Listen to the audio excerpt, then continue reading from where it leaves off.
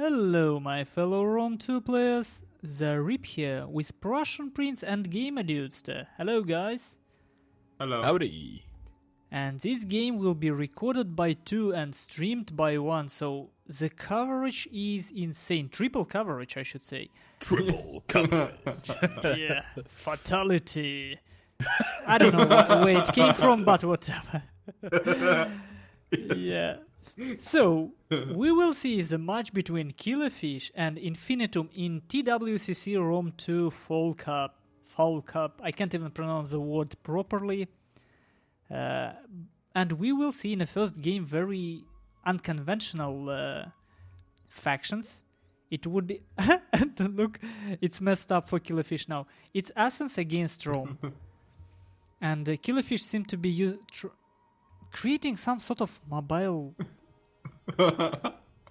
I don't understand. What is this? This is Killerfisch, please. I think he tried... He's not ready yet. He's not ready yet. yes. You know what happened? He used drag feature, but it sometimes randomly spreads your units. He wants specific formation. Oh my god, he's gonna run back and do it again. I'll just show it on the stream, I guarantee you. Like, there is no point in hiding this. People are still putting their pikes in lines like this. Why? Well, yeah. Do they not understand that this breaks the pike unit? Like, when pikes start dancing and shit, it's because they're in this formation. Too wide, too thin. Put them in a box, and they won't break. Rectangle. Please. Yes. And Killerfisch is ready. It's like they're using pikes as Yari Ashigaru with Spear Ball. Indeed. It's not the same, man. Totally. But will you go over the builds? Okay, I'm gonna go for Athens because I love the build. It's funny for Killerfisch. Citizen Cav on right flank, Citizen Cav on left flank. That's all his cav besides his general, which is his Peos Lancer. Then he's got in the front 5 units of pikes, 6 units of pikes protecting his 4 mercenary Rhodian slingers and then 3 light peltasts. Then he's got in the back 4 mercenary veteran hoplites. So interesting infantry focused Athens build from Killerfisch here. Yeah. Looks almost like Sparta with skirmishes. Yeah. So, what's up with Rome? Rome has 2 Praetorian Cav on the right flank with a Soki Equites. Same setup on the left flank, and it's also brought a very kind of infantry heavy build, as you would expect. We've got 1 Praetorian and 1 Armored Legionnaire on the left flank. The center has, again, 1 Armored Legionnaire, 1 Regular Legionnaire, and then another Praetorian. And then the right flank is 2 Praetorians and 1 Legionnaire. So this is very peculiar, this build from Infinitum. Yeah, it's also a bit strange. But you know, it's actually pretty cool because you know how hard it is? Well, I figure it's going to be pretty difficult to figure out which one of those, while the battle's happening, which one of those are more kind of like high priority targets. Yeah. Well, We're going to have to keep checking. Would be difficult for Infinitum as well to know which of them should be used. Infinitum is just going to run forward and slam into the pikes? I sure hope not. No, he stopped. And he just stays no Pila. He's taking the peltast fire from and slingers very close. And those peltasts are going to do so much damage. Yeah, and for some reason, you see how Killerfisch sent mercenary veteran hoplites forward instead of pikemen. Yeah. Not exactly sure what's the point of it. But now Infinitum is running into this pike unit frontally. And look at this. These armored legionnaires, look what's going to happen against this pike. They're going to kill it. They're going to kill it. Why? Totally. Because it's so... Look at like 2/3 of that pike unit aren't fighting. Yeah, and look, some men actually trying to do some strange dance in the middle of pike unit. While Armored Legionnaire is killing it from a side. Yeah, it's because they're losing their shape. Yeah, and The general Killerfisch. of Infinitum. Yeah, exactly. Killerfisch did something that he always doing. Gen snipe. In Shogun 2 times he loved to use his bow cavalry for that, or bow general. Well, Legate is dying, actually. yeah, and in this huge mess, I don't really know. But look, some armored legionaries that actually engaged pikemen frontally in the middle of formation, not on the side, they actually lost. Yes. So pikemen 3 ranks deep beat armored legionaries. So yes, pikemen, even the crappy ones, beat some. Apparently, units frontally. Akhenaton thinks otherwise, and he's third on the 1v1 ladder, so I'm wrong. But we just saw how I'm right here. But this is actually really dangerous for Killerfisch, because Infinitum has 1 Praetorian Cav, and he's cleaning up the skirmishers. But there's not much infantry left for Infinitum here. And look at this Praetorian, under fire of skirmishes and attacking this pikeman, even enveloping it. Look, it's still lost half a unit of Praetorian on crappy pike unit.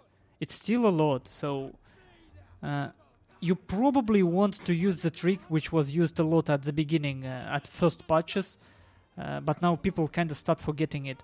Attack it in a columned formation. Put your armored unit in a column and attack on one side. Do not go wide against pike units. Yeah. Praetorians are gonna hit right behind now the pike unit. And that pike unit is now gonna have a very bad time.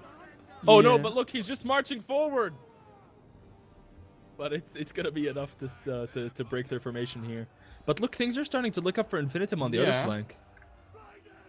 I may get this. In fact, I think he will get this game. I think he used his cav, like he killed 3 or 4 skirmishers with his cav. General of Killerfisch, if it dies, this is over, I think. Yeah. Oh, he's gonna get slammed by this Praetorian cav. And I'm betting... Oh, they're actually not exhausted yet. They just did trample. I can't really say. The problem is... Faust Lancer, doing so well. Yeah, but the problem is Legionaries of Infinitum now, they are so depleted that they will easily die. Like, the game can easily go anywhere right now. Yeah, look at those Legionnaires actually losing to that mercenary veteran hoplite. And I think needs to use his cav. Infinitum could be slightly messing up his priorities. He went with his remaining Praetorian cavalry for rear charges on this pikeman, and will rear charge this mercenary veteran hoplites, while, in my opinion, he should just go for slingers. Yeah. Oh, that Praetorian just charged into the front of that hoplite. Might still win just because... I don't think they will. See, now he goes into hoplite wall. Yeah, shouldn't. Yeah. Yeah. But Killerfisch doesn't have many units left on the battle. Yeah. At all. And look like now he's gonna let his skirmishers get... Oh no, they actually somehow catch the... Yeah, Praetorians. Yeah. I mean, these skirmishes, the only things that can win Killerfisch a game now, and I don't like how Infinitum risks his last Praetorian on that mercenary hoplites. Yeah. That was a big decision for him, and they're down by 10 men, but those mercenary hoplites are still holding on, even though they're being enveloped. Yeah, well, those spikes doing extremely strange stuff. Where? That pike the last one. line. Now Actually... they lost their pike formation. Yeah. Yeah, you can't expect a pike to stay in pike formation when you're giving them turn orders, attack orders, and they're being surrounded at once. It just doesn't work like that. Look who came back. Citizen Cavalry. Actually, that's a really good unit to come back because they have 75 hit points. They're going to do pretty well against these battered Pratcav here. Like, look at this. Look, they're killing them. So let's count. 53 men in mercenary veteran hoplite. And all these armored legionaries, Praetorians, they all below 40. Could be a mass rout. Dude. Those mercenary veteran hoplites fought for so long. Man, can Killerfisch get this? I will flip my shit. Oh, but he makes mistake by disengaging his citizen Yes. cap if it routes. Oh no, it's still stays- here. Yeah. Shaken, It's still but here. it lost men disengaging. But look, all of these guys are tired, winded. But those those freaking mercenary hoplites are winded. Yeah. They're not even tired after like killing all those guys. Here's They're the like, thing. all in a day's work. A cap charge in the back of those units will just kill them. Yeah, but it's citizen cav. Still. those Oh no, units is are he gonna very charge them depleted. while they're stationary? Okay, I thought he was No. gonna. Please don't do that. No, he will wait for his veteran hoplites to get the. Imagine if this Praetorian unit randomly routes now. They have. Unlikely, but I don't possible. think so. They have lots of morale.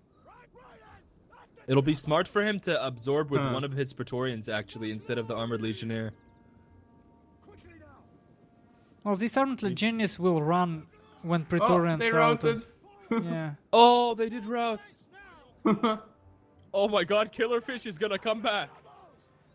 That's some sick citizen calf coming back from nowhere. So, GD, you sure you didn't want to cast this match? Oh, this was the most eventful battle of the Yeah. day. But I'm still very surprised that Look at all the bodies, Killerfisch man. picked Athens for game 1. Insane. But honestly, all things considered, I think Infinitum had all means to win this game. He Yeah. did. Really. He He did. could have just He did. slightly just adjust this freaking pike engagement slightly. And look at kills on Praetorians. 300 still, like- on skirmishes. What Beautiful. kind of Roman build would you? Why would you bring 6 cav against Athens? Like what? What? Even though his cav, like some of his cav did really well, but most of his cav was a waste of money. Like 2 of those Praetorians and 2 of like the Soki Equites did absolutely nothing in that battle. Yeah. I would bring 10 infantry. Yeah, I would just bring lots of infantry and maybe even some gladiator spearmen, believe it or not. Well, even with this build, honestly, he just... the reason why pikes worked so well for Killerfisch is because he didn't actually give attack order to his pikes. They just stood. Infinitum did most of the job against pikes. So I think there were still ways for Infinitum to optimize his infantry engagement, and even with Totally. this build, to win. Yeah, and you know, I think that comes back to, again, why, as we saw, some of the pike engagements to the legionnaires and some of the pike engagement with, like, even frontally, the pikes were just not doing the damage that they needed to be doing because of their loose formation.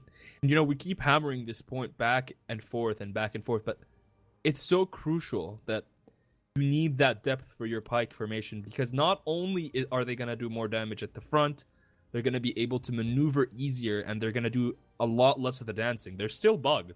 They still do Yeah. dancing even when they're in a block here formation, but the chances of you doing that are less, and because you're outputting more damage and it's easier to defend that way, there's no real reason to But- spread your pikes out like that. But the other problem is, if you do get them into a blocky formation, then you can get flanked easier. Yeah. Not necessarily. Well, in this case, he needed pikes in that formation to deal with cav. Because really, it doesn't really matter how wide you are, cavalry still will lose a charge when facing pikes frontally. But And anyway, you don't have to engage it all at once too, right? Like with your pike line, you can easily like kind of bring it in at a tilt, engage with 2, and that way you can protect your flank in other ways than, you know, just frontal engagement, parallel lines. Use your line to kind of force your enemy to flank around the long way, and that would give you time on the other flank to do that stuff. But this is all theoretical. yeah, we still need to work on it.